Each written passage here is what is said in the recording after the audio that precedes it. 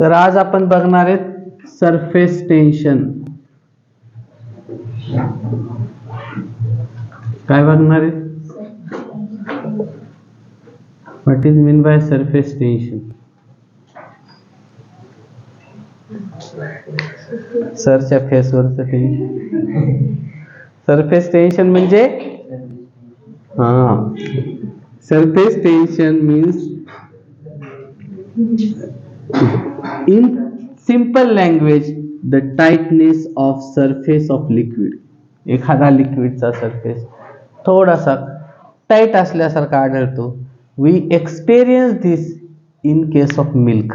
दुधाच्या बाबतीत आपल्याला ते स्पष्ट दिसतं. दूध तापवल्यानंतर दुधावर एक असं कॉन्ट्रॅक्शन दिसतं ना. दूध तापवल्यावर बघा दुधाच्या सरफेसवर असं ओढल्यासारखं ताणल्यासारखं दिसतं. It's not surface tension. ते सरफेस टेन्शन नाही. ते सरफेस टेन्शन नाही. पण तिथं जी तुम्हाला जाणीव होती का तसंच सरफेस टेन्शन असतं. म्हणजे सरफेस टेन्शन नेमकं काय? We know that the water spider will walk on the surface of water. तुम्ही पाहिलं असेल पाण्यातला जो कोळी असतो तो पाण्याच्या सरफेसवर चालत जातो. आपण पाण्याच्या सरफेसवर चालत गेल्यावर आपण त्याच्यामध्ये काय हो? According to Newton's third law of motion, for every action there must be equal and opposite reaction.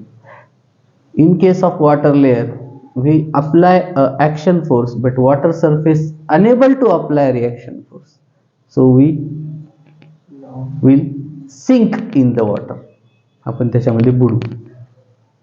कारण जेवढं तुम्ही ऍक्शन फोर्स लावताल तेवढं वॉटर रिएक्शन फोर्स लावत नाही. What is mean by surface tension आपण डिटेलमध्ये शिकू. नीट लक्ष द्या. हा एक असा पॉइंट आहे जो भरपूर मुलांच्या, असं समजा की 90% मुलांच्या लक्षात येत नाही. ते फक्त पाठ करतात. त्याच्यामुळे मी तुम्हाला काय सांगतोय ते नीट लक्ष द्या.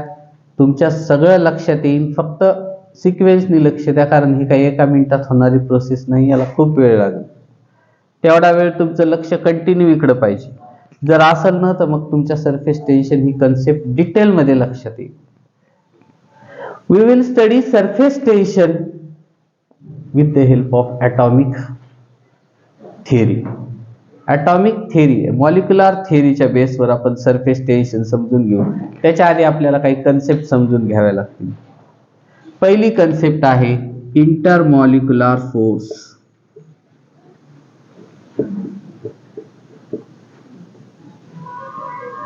Which is first concept? What is mean by inter?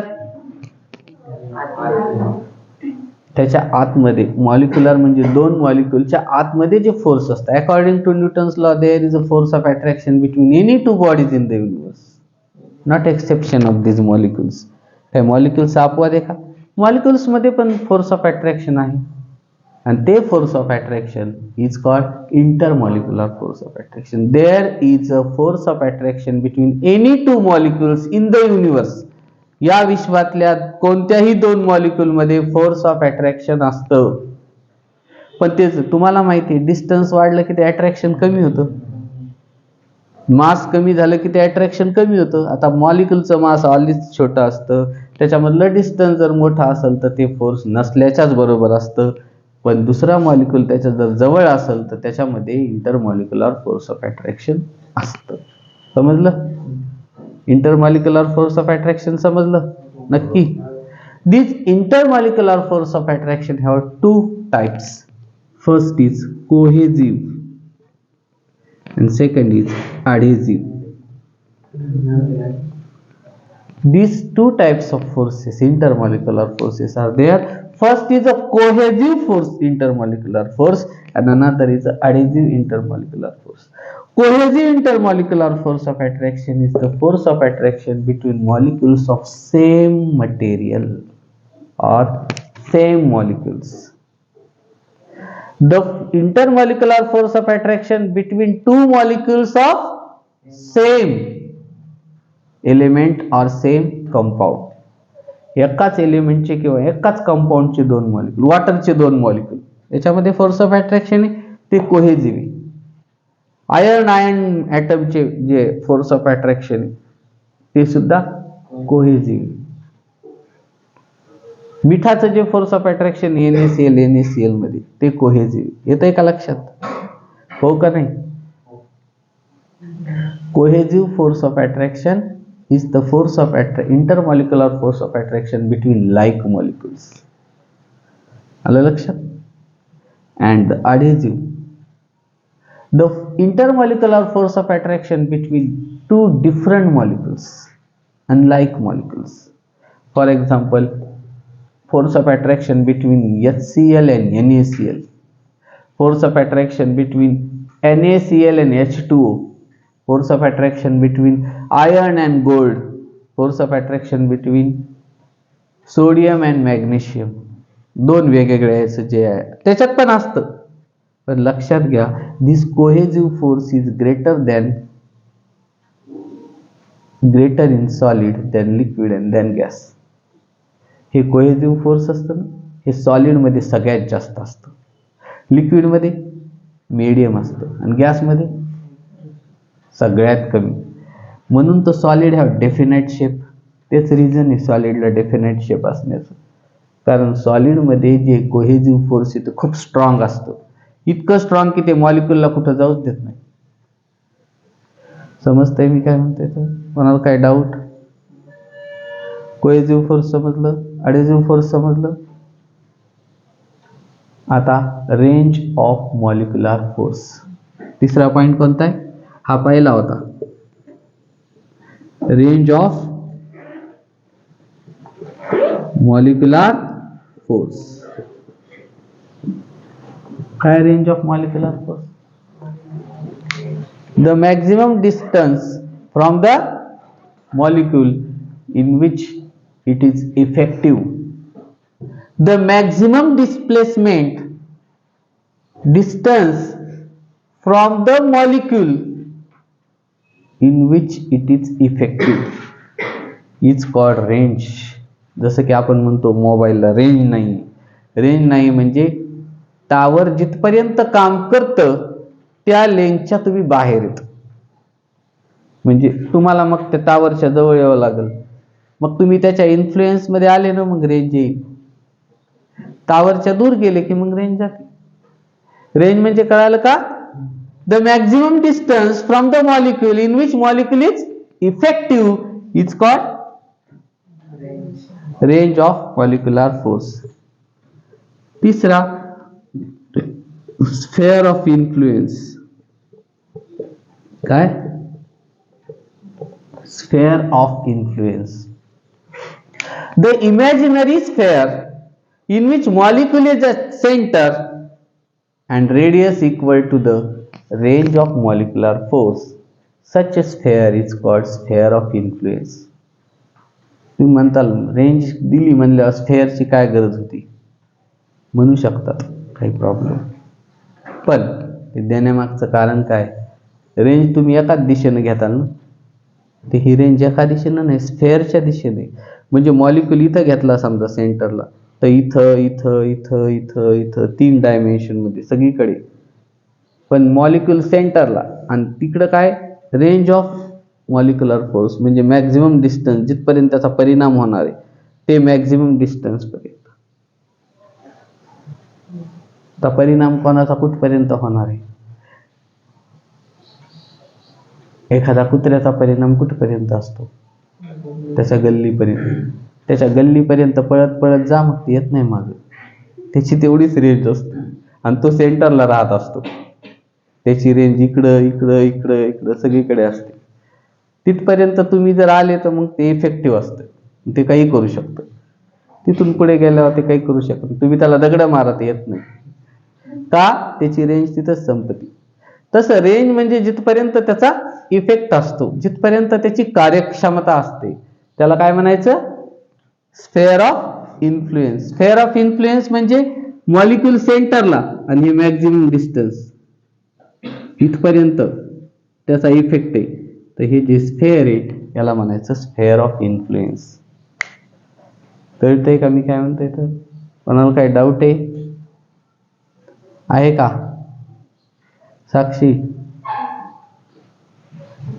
कळत नाही का? डाऊट नाही? हा, कोणाला काही डाऊट? चेहऱ्यावरून मला वाटतंय म्हणून मी विचारतो बरं. तसं काही समजू नका मलाच का विचारलं. चेहरा जर तुमचा असा असेल की समजलंय, फेसवर टेन्शन असलं की मग समजतंय, याला नाही कळालं.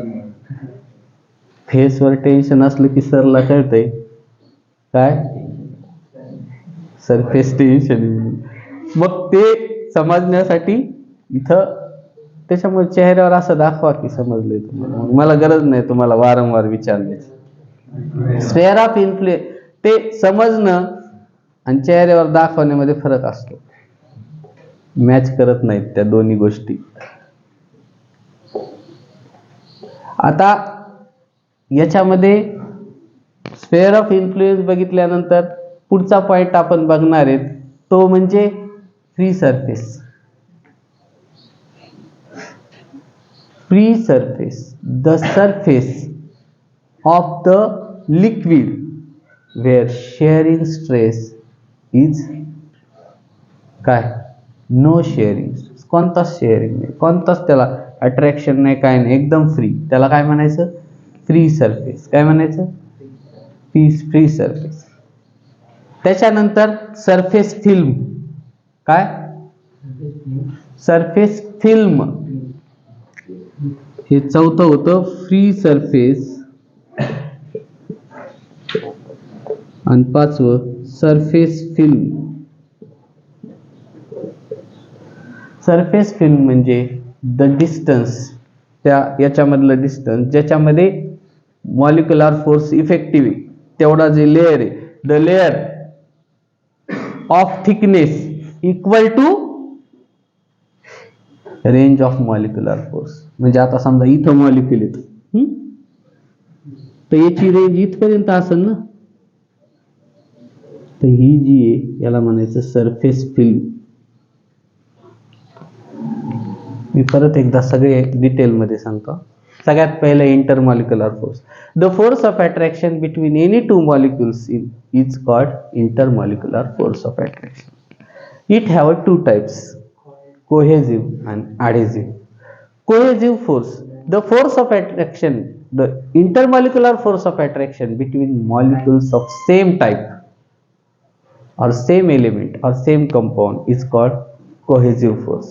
And adhesive force, the force of intermolecular force of attraction between two unlike molecules or molecules of different elements, compounds, element चे atom असतात, different compounds is called adhesive force. And mind it, the cohesive force between solids is greater than liquid and then gas. त्याच्यानंतर range of काय? Range of molecular force. The maximum distance from the molecule in which it is effective is called range of molecular force. Range of molecular force म्हणजे ज्याच्यापर्यंत तो कसा असतो? Effective असतो, त्याला म्हणायचं range of molecular force. त्याच्यानंतर sphere of influence, the imaginary sphere in which the molecule is at center and radius equal to range of molecular force is called sphere of influence. त्याच्यानंतर surface film. Surface film means the film of thickness equal to range of molecular force is called surface film. आणि सगळ्यात महत्त्वाचं लास्टचं free surface, the surface at which shear is झिरोच म्हणल्यासारखं, zero नसतं, negligible असतं. मग फ्री सरफेस म्हणजे हे पूर्ण पाणी भरलेलं आहे ना आपण याच्यामध्ये, तर हा जो सरफेस आहे याला म्हणायचं फ्री सरफेस. काय म्हणायचं? Free surface. आणि हे जे दिसतंय ना याला म्हणायचं सरफेस फिल्म. आणि समजा इथं कोणताही ॲटम आहे तर त्या ॲटमचे जे इथपर्यंत इफेक्ट आहे त्याला म्हणायचं स्फेअर ऑफ इन्फ्लुएन्स. काय म्हणायचं? आणि ह्या मॉलिक्यूलचा परिणाम इथपर्यंत आहे ना याला म्हणायचं रेंज ऑफ मॉलिक्युलर फोर्स. आणि हे लिक्विडचे मॉलिक्युल आहेत ना, याच्यामध्ये जे आहे त्याला कोहेजिव्ह फोर्स म्हणायचं. आणि लिक्विड आणि एअर मध्ये आहे ना इथं याला म्हणायचं अडेजिव्ह. इथं लिक्विड आणि सॉलिड मध्ये ना कंटेनरच्या याचे पण मॉलिक्युल आहेत ना, ज्याच्यात तुम्ही पाणी भरलंय ती बॉटल, त्याला पण मॉलिक्युल आहेत ना, ते सॉलिडचे आहेत. ते सॉलिडचे मॉलिक्युल आणि लिक्विडचे मॉलिक्युल त्याच्यामध्ये पण आहे ना. त्याच्यामुळे तर ते ओलं करतं जाऊन त्या बॉटलला. जर फोर्स ऑफ अट्रॅक्शन नसतं, मर्क्युरी टाका बॉटल मध्ये बाहेर काढा, ते ओलं होत नाही. बाकी रॉकेल टाका, दूध टाका, पाणी टाका, काही टाका, ते ओलं होतं. याचा अर्थ त्याच्यामध्ये फोर्स ऑफ अट्रॅक्शन आहे, ते अडेजिव्ह आहे. समजलं? कोणाला काय डाऊट? नक्की समजलंय सगळं? आता मी तुम्हाला सरफेस टेन्शन एक्सप्लेन करणार आहे on the basis of molecular theory. काय एक्सप्लेन करणार आहे? Surface tension on the basis of molecular theory. काय कार्तिक? काय शिकणार आहेत आपण?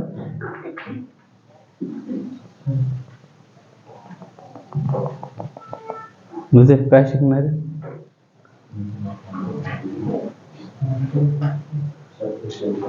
On the basis of molecular theory. Molecular theory कोणाकोणाला माहिती?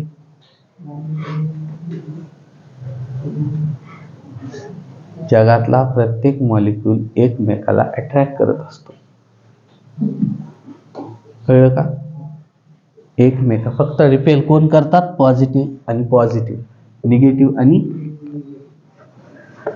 काय एक्सप्लेन करणार आहे मग मी? Surface tension on the basis of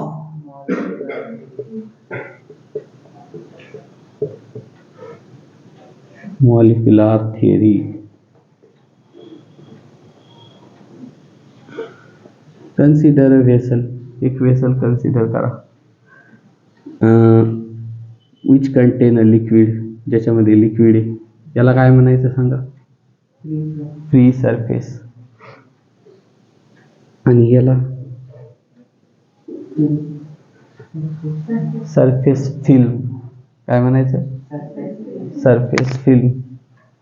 आता याच्यामध्ये काय आहेत? मॉलिक्युल आहेत. काय आहेत? आपण गॅप नसतो,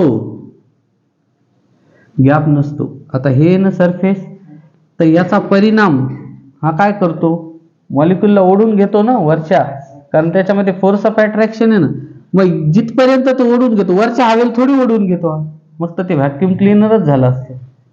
ते फक्त एवढ्या खूपच कमी ते रेंज असते का, ती 10⁻⁻⁹ मीटर, म्हणजे 0.000000001 असे 0 पॉईंट नंतर 9 झिरो एवढं 1 मीटर.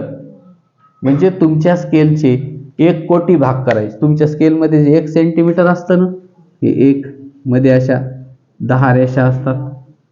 तर हे जे 2 आहेत ना एवढे, याचे 1 कोटी भाग करायचे. मग तेवढा भाग आहे का, तेवढं त्याचं रेंज असते, मॉलिक्युलची रेंज असते तेवढी. याचे 1 कोटी भाग करायचे, त्या 0.1 मिलीमीटरचे 1 कोटी भाग करायचे. मग ते 1 कोटी भाग आहे का, 1 कोटीवा भाग, तेवढं त्याची रेंज असते. म्हणजे ती मला दाखवता पण येणार नाही, पण मी तुम्हाला इथं दाखवतोय. ही सरफेस फिल्म थोडी आपण मोठी दाखवू. काय होतं त्याला, तुम्हाला कळालं ना? ती खूप छोटी आहे. आणि आपण मायक्रोस्कोपनी बघतोय, इलेक्ट्रॉन मायक्रोस्कोपनी. आता इथं आपण खूप ऍटम आहेत, सगळे घ्यायचे तर मग आपल्याला 12वीची परीक्षा सोडून द्यावं लागेल. अजून 100-150 वर्ष इथं शिकावं लागेल. एक एक मॉलिक्यूल घ्यायचं. तर चालन का? मग त्याला चालन नितीनला. तुम्हाला चालन का? नाही. मग आपण काय करू? एक एक मॉलिक्यूल घेऊ वेगवेगळ्या प्रकारचा. इथला एक मॉलिक्यूल घेऊ जो इथपर्यंतच्या सगळ्या मॉलिक्यूल सारखाच असत. मग वेगळं काय, तर इथला मॉलिक्यूल एक वेगळा असत आणि एक इथला सरफेसवरचा, असे 3 मॉलिक्यूल. आता इथला मॉलिक्यूल काय या सगळ्यासारखा असत. समजतंय का मी काय म्हणते? आणि इथं जो घेतलाय का आपण मॉलिक्यूल, तो या सगळ्यासारखा असत. आणि इथं जो घेतलाय का, तो एवढ्यासारखा असत पूर्ण. समजतंय? नक्की? म्हणाल काय डाऊट? मग 3 प्रकारचे 3 मॉलिक्यूल घेतले. समजलं? One deep in the liquid consider as a molecule P. One within the surface film consider as a Q, and one on the surface of liquid consider as a R. This molecule P will work same as molecules present below this XY. XY च्या खाली जेवढे molecule आहेत तसंच P सारखेच वागतील. तुम्ही म्हणताल इथल्या मॉलिक्यूलचं काय, तरी तसंच वागेल, त्यात काही प्रॉब्लेम नाही. सगळे तसेच वागतील. क्यू हे जे आहे ना, LT आणि XY मधले जेवढे मॉलिक्यूल आहेत तेवढ्यासारखं वागेल मधल्या, आणि R आहे का, तो LT वरचे सगळे मॉलिक्यूल आहेत का त्याच्यासारखा वागेल. आता तुम्हाला माहिती आहे रेषेसारखं नसन. जर तुम्ही बॉटलमध्ये पाणी भरलं तर पूर्ण गोल असन, वरचं जे गोल तुम्हाला दिसतंय, किंवा दूध ज्यावेळेस वर येतं त्यावेळेस जेवढे सरफेस वरचे मॉलिक्यूल आहेत त्याच्यासारखा असन हा मॉलिक्यूल पूर्ण सर्कल. कळतंय का मी काय म्हणतोय? जर टाकी असेल हाऊत तर चौकोनी तेवढे मॉलिक्यूल असतील, त्याच्यासारखा हा आर वागल. ठीक आहे, समजतंय का मी काय म्हणतोय? तर तुम्हाला आधीच सांगितलं अप्रॉक्सिमेटली 90% मुलांना सरफेस टेन्शन काय कळत नाही, म्हणून मी तुम्हाला इतक्या डिटेलमध्ये सांगतोय की पी सारखेच सगळे वागतील एवढे. तुम्ही म्हणताल हे पुस्तकात दिले, पण हे दिलंय का की क्यू हा पी हा सगळ्या याच्यासारखा वागल. क्यू हा या पूर्ण सरफेस याच्या खालच्या LTच्या खालच्या आणि XYच्या वरच्या मॉलिक्यूल सारखा वागल, आणि LT वरचे जेवढे मॉलिक्यूल आहेत त्याच्यासारखा आर वागल. असं नाही दिलं, मी तुम्हाला सांगतोय. म्हणजे एक प्रकारचा मॉलिक्यूलचा अभ्यास केला की तो सगळा झाला इतके अभ्यास. क्यूचा झाला की एवढा सगळ्याचा झाला, आरचा झाला की एवढा. ठीक आहे, आता आपण अभ्यास करू आपल्या लॉजिकनुसार, जे की खरं आहे. P, this P molecule will affected by all the which one force, cohesive or adhesive, or cohesive and adhesive both? Only cohesive force. Only cohesive force.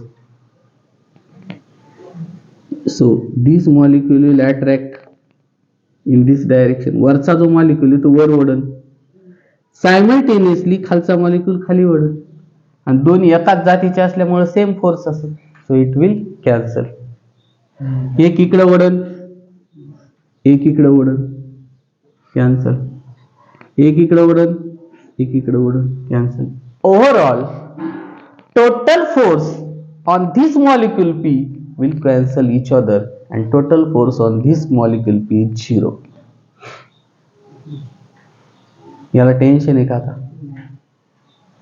समजा एक इकडून ओढते, पैसे पाहिजेत, दुसरा म्हणतो हे घे पैसे, काय प्रॉब्लेम आहे त्याला? बँकेतल्या कॅशियर सारखं आहे, रोज करोडो रुपये येतात आणि जातात, काय फरक पडतो? तो होतो काही, त्याला येतात का ते? इकडे एकाचे घ्यायचे दुसऱ्याला द्यायचे, त्याच्यामध्ये त्याचा काहीच नाही. कॅशियर कसा असतो तसंच याचं अवस्था. हे फोर्स आहे, हा फोर्स आहे. तुम्हाला वाटत असं हा याला ओढतो म्हणजे याच्यावर ताण येतो, ताण बिन येत नाही. जसं ऍटमॉस्फेरिक प्रेशर आपल्या ब्लड प्रेशरला इकडे दाबतं, ब्लड प्रेशर इकडे दाबतं, आपण टेन्शन फ्री आहे, कॅन्सल होतं ना ते फोर्स. तसं याच्यावर कॅन्सल होतं, याच्यावर कोणतंही टेन्शन नाही. समजलं? Now this molecule Q. आता हा मॉलिक्यूल क्यू एका सरफेस फिल्मवर आहे. सरफेस फिल्मच्या मध्ये it will affected by small amount of adhesive force, that is air, but large amount of cohesive force. हा small amount ला adhesive force ने असेल आणि large amount cohesive force. So and we know that cohesive force is stronger than adhesive force, so it is also unaffected, आणि त्याचा जो effect आहे तो निग्लिजिबल आहे. एअर किती लावणारी फोर्स, आधीच एअर असती, विरळ असती हवा, ती किती फोर्स लावणार आहे, त्याच्यामुळं तो फोर्स आपण निग्लिजिबल करू. नाव कन्सिडर धिस मॉलिक्यूल आर. आता हा मॉलिक्यूल आर धरा. It is 50% affected by adhesive force and 50% affected by cohesive force. आता हा 50% adhesive force नी इफेक्ट असेल आणि 50% cohesive force नी इफेक्टेड असेल. 50% त्याला वर ओढणारा फोर्स असेल. हे बघा हा मॉलिक्यूल, याला मॉलिक्यूल मोठं काढू आपण. हे असं आहे. आता याला खाली ओढणारा फोर्स असेल आणि वर ओढणाराही फोर्स असेल. आता कोणतं फोर्स जास्त असेल? दोन्ही इक्वल. हे adhesive आहे. adhesive कमी असेल ना. तुम्हाला काय सांगितलं? Intermolecular force of attraction between solid is greater than liquid and greater than gas. म्हणजे सॉलिडचं सगळ्यात जास्त असतं, लिक्विडचं मिडियम असतं, गॅसचं कमी असतं. मग आता इंटरमॉलिक्युलर फोर्स हे गॅसचं आहे ना, हे कमी असणार आणि लिक्विडचं आहे गॅस पेक्षा जास्त असणार. So these molecules will pull downward. हे मॉलिक्यूल खाली खाली ओढल्या जातील. so that to acquire a minimum surface area. कमीत कमी सरफेस एरिया व्हावा हा त्याचा प्रयत्न असेल आणि खाली खाली ओढल्या जाईल. आता सतत एखादी वस्तू एकीकडे ओढली गेली तर तिच्यावर एक प्रकारचा ताण असतो का नाही? आणि तो आर कोणाचं प्रतिनिधित्व करतं? All these molecules present on LT, सरफेसवर जे मॉलिक्यूल आहेत त्याचं. आता याची जी अवस्था आहे ती सरफेसवरच्या सगळ्याच मॉलिक्यूलची, म्हणजे ते अंडर टेन्शन असतात. कोणते molecule? Molecules on the surface, they are under tension. Hence this is called surface tension. हे फक्त सरफेसवर असतं, बाकी कोणत्या मॉलिक्यूलवर होतं का? पाहिलं ना आपण, लॉजिकली पाहिलं ना. ते फक्त कोणत्या मॉलिक्यूलवर आहे? सरफेसवरच्या मॉलिक्यूल वर आहे, म्हणून त्याला काय म्हणायचं? Surface tension. आता एखादा कार्यक्रम असेल, एखादा मोर्चा असेल, त्या मोर्चामधल्या लोकांना ताण नसतो, खायला भेटतं, प्यायला भेटतं, सगळं भेटतं. घरी बसलेल्या लोकांना ताण नसतो, ते घरी बसतात आणि टीव्हीवर पाहतात. ताण कोणाला असतो? पोलिसांना. ते त्यांच्या सरफेसवर असतात, म्हणजे ते इकडले लोकांनी मिक्स होऊन ते नेहमी काय करतात? त्यांच्या बाउंड्रीवर लक्ष ठेवतात, कोणी कुठून येतं का. किंवा सगळ्यात जास्त टेन्शन कोणाला असतं? एखाद्या सिक्युरिटी गार्डला. तो बाउंड्रीवर असतो ना. बाकी सगळीकडून भीती असतात, मधले लोक सुद्धा माहिती याला उगाच ठेवलं काय आपण, ते त्याच्या भरोशावर बसलेले असतात. पण त्याला जास्त ताण असतो, उद्या काय झालं तर आपल्यावर येईल, कारण तोच मिसळलेला आहे असं समजतात ना. म्हणून सरफेस टेन्शन म्हणजे काय? सरफेस वरचे मॉलिक्यूल कसे असतात? टेन्शन मध्ये असतात. त्याला काय म्हणायचं? Surface tension. कोणाला काही डाऊट आहे? सरफेस टेन्शन समजलं? बाकीचे मॉलिक्यूल असतात का? असतात का? नाही. मग what is mean by surface tension? Surface tension म्हणजे काय? The force per unit length acting on both sides of the imaginary line drawn to the surface of liquid. कोणत्याही पॉइंटला सरफेसला टँजेन्शियल जर तुम्ही लाईन काढली तर टँजेन्शियल लाईनवर एक फोर्स असतो जो दोन्ही साईडना असतो, बोथ साईडने. त्याला काय म्हणायचं? Surface tension. इमॅजिनरी लाईनच्या दोन्ही साईडकडून एक फोर्स काम करतो, त्याला काय म्हणायचं? Surface tension. काय म्हणायचं? कोणाला काय डाऊट? सरफेस टेन्शन म्हणजे कळालं? मग फक्त सरफेसवरचे मॉलिक्यूल अंडर पुल्ड असतात. ह्या सगळ्या मॉलिक्यूलनी ते ओढले जातात, त्याच्यावर सगळ्यात जास्त ताण असतो, ते आतमध्ये ओढल्या जातात. बाकीच्या मॉलिक्यूलवर ताण आहे का? हे बघा, हा सरफेस आहे एवढा, हा एवढा सरफेस आहे. हा मॉलिक्यूल अर्धा वर आणि अर्धा खाली, याच्यावर ताण आहे का? याच्यावर नाही ना, हा खाली आहे ना. याला वरचा मॉलिक्यूल लिक्विडचा आहे, इकडला सगळे लिक्विडचे, दोन्ही सारखेच ओढणार आहेत, त्याच्यामुळे त्याच्यावर ताण नाही, वरच्या मॉलिक्यूलवर ताण आहे. आपण असं समजू की हा सरफेस आहे, त्याच्या एक्झॅक्ट खालचा मॉलिक्यूल आहे. तर आता इथं एक सरफेस वरचा मॉलिक्यूल आहे, हा त्याच्या खालचा आहे त्याला जोडलेला. तर याला हा सरफेस वरचा लिक्विडच आहे, हा लिक्विड आहे, हा लिक्विड आहे, म्हणजे सगळे कोहेजिव्ह आहेत. त्याच्यामुळे तो इक्वल आहे तर अपोजिट आहेत, त्याच्यावर काही परिणाम होणार नाही. पण इथं हा मॉलिक्यूल हा खालच्या मॉलिक्यूलनी ओढला जाईल. इकडला लिक्विड आहे, इकडला लिक्विड आहे, पण वरचे मात्र एवढे 180 डिग्री मध्ये गॅसचे जे त्याला ओढण्यात अनसक्सेस राहतील, त्यांचा एवढा परिणाम होणार. This is a weak force. तो वीक फोर्स असेल त्याला ओढणारा, आणि वीक फोर्स असल्यामुळं त्याला खाली खेचणारा मात्र स्ट्रॉंग फोर्स असेल, कारण कोहेजिव्ह आहे म्हणून ते खाली ओढल्या जातील, खेचल्या जातील. असं जर सरफेस टेन्शन नसतं ना, तर पाणी असं वर आलं असतं. जसं पीठ येतं ना दळणामध्ये, तसं पाणी वर आलं असतं. पण पाण्याला भरलं की पाणी खाली जातं, त्याची लेवल बघा. तुम्ही एखादा नळ चालू ठेवला की लेवल सतत खाली जाते इक्वली, कारण खालचे मॉलिक्यूल सतत ओढत असतात वरच्या मॉलिक्यूल. त्याच्यामुळे सरफेसवर एक प्रकारचा ताण असतो, आणि it is called surface tension. समजली concept?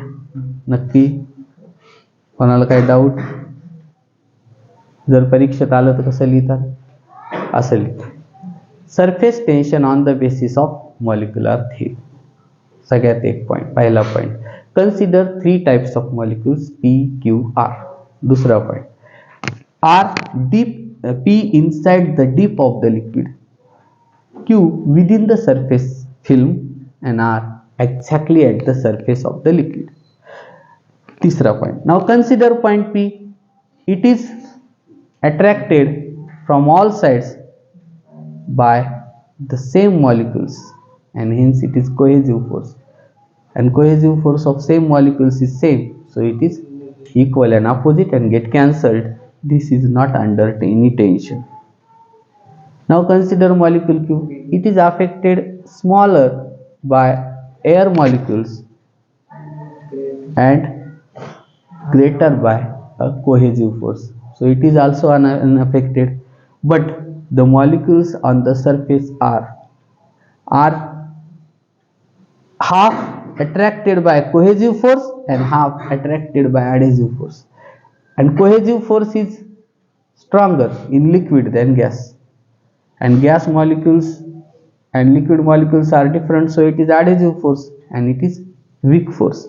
So all the molecules on the surface will attracted unequally, unbalanced by liquid molecules, and they pulled down. म्हणजे हे लिक्विड असं असलं असतं ना, पण हे ओढतात ना, म्हणून हे सगळं सरफेस खाली येतो आणि इथं येतो.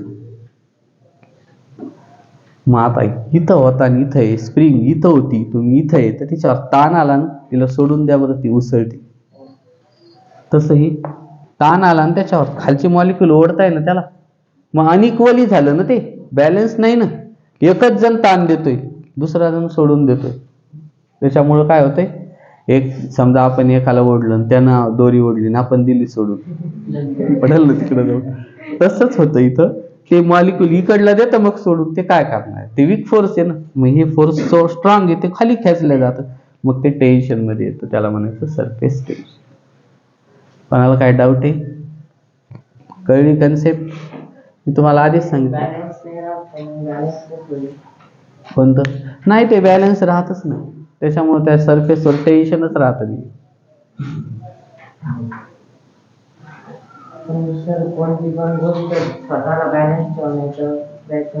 त्याला इक्वॅलिब्रियम म्हणतात. प्रयत्न करते, आणि मग त्या प्रयत्न म्हणजेच तुम्हाला सांगितलं, it try to minimize its surface. तो प्रयत्न काय करतो की त्याचा सरफेस कसा कमीत कमी असावा. सरफेस टेन्शन साठी. सरफेस टेन्शन जास्त होईल ना, सरफेस एरिया जास्त असला, म्हणून तो वॉटर ड्रॉप चौकोनी नसतो, त्रिकोणी नसतो, गोल असतो. गोल याचा सरफेस थोडा कमी प्रोव्हाइड होतो याच्यापेक्षा. एरिया काढून बघा, गोलचा, चौकोनचा, रेक्टँगलचा, ट्रायंगलचा, तुम्हाला गोलचा सरफेस सगळ्यात कमी दिसेल. म्हणून तर तो कमीत कमी एरिया करण्याचा प्रयत्न करतो लिक्विड.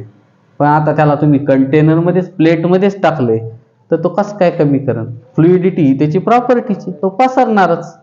तो असा कॉलम थोडी तयार करणार आहे, पसरणार. आणि ज्याचं सरफेस टेन्शन जास्त असतं ना, मग ते पसरायला वेळ लावतं. सरफेस टेन्शन कमी असतं ते लगेच पसरतं.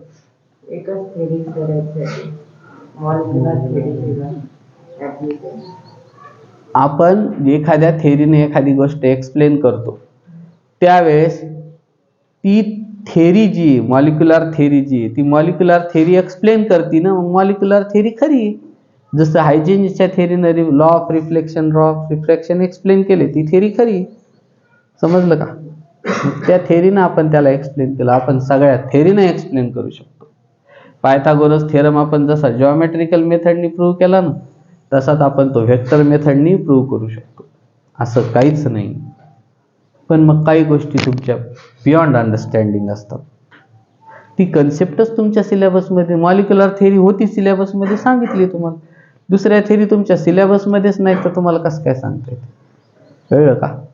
काही डाऊट आहे? उलट ते ओले होऊन फुगून बसतात, अजून खराब होतात ते कपडे. पण कॉर्पोरेशनच्या पाण्याचं अजून कमी असतं, थोडं स्वच्छ दिसतं. पण साबणीमुळे काय होतं, सरफेस टेन्शन खूपच कमी होतं, ज्याच्यामुळे ते आतमध्ये जातात आणि त्या धुळीच्या पार्टिकलला बाहेर काढतात आणि मग ते स्वच्छ होतं. म्हणजे फरक सरफेस टेन्शनवर पडतो. पाणी हे क्लिनिंग एजंट आहे, पण पाण्याचं सरफेस टेन्शन पण त्याला करू देत नाही ना ते काम.